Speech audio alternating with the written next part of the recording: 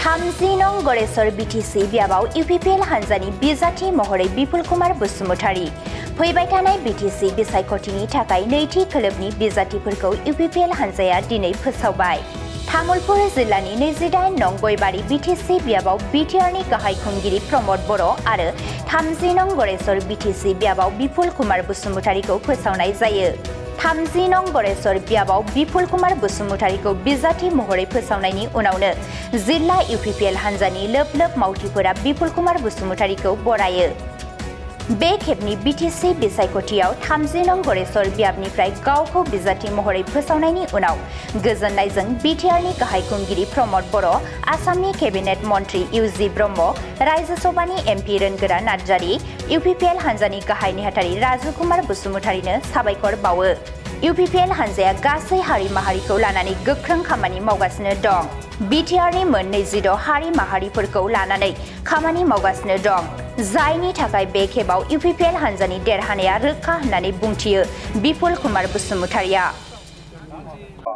30 नं गरेसर समष्टिनि बिजाथि महरै आंखौ इउपिपिएल दोलोनिफ्राय बिजाथि महरै फोसावनायाव आङो जोबोद गोजोननाय फोरमायदों। लोगोसेयावनो बिटिआरनि मानगोनां चिफ मानगोनां प्रमद बर' बिथांनिसिम आंनिफ्राय गोसो गोरबोनि साबायखरखौ बावदों, गाहाम हामलायनायखौ बावदों।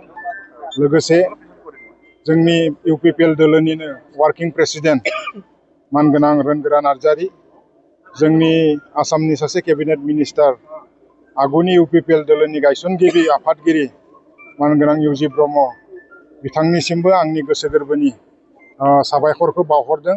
आरो लोगोसेयावनो जोंनि दोलोनिनो गाहाय नेहाथारि राजु नार्जारी, लोगोसेयावनो माधब छेत्री बिथांमोननिसिमबो आंनि गोसो गोरबोनिफ्राय जोबोद रोजा रोजा साबायखरखौ बावहरदों।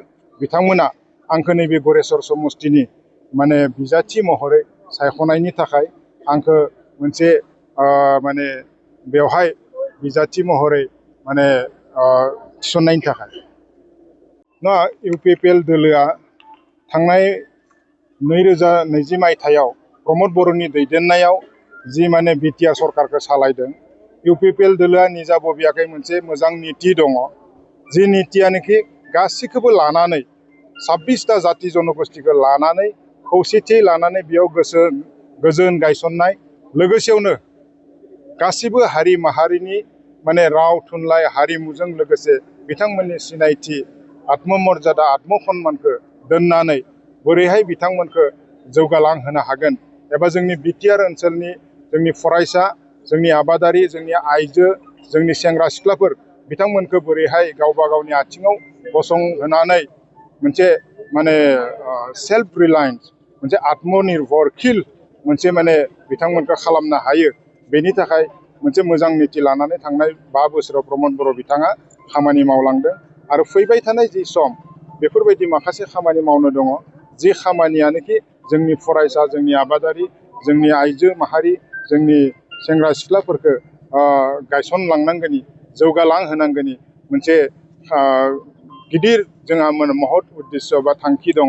बे थांखिखौ जाफुंसार होनो थाखाय जोङो प्रमद बर'नि दैदेननायाव एखेलेगे खामानि मावलांगोन, बेखौनो आङो साफा दियो।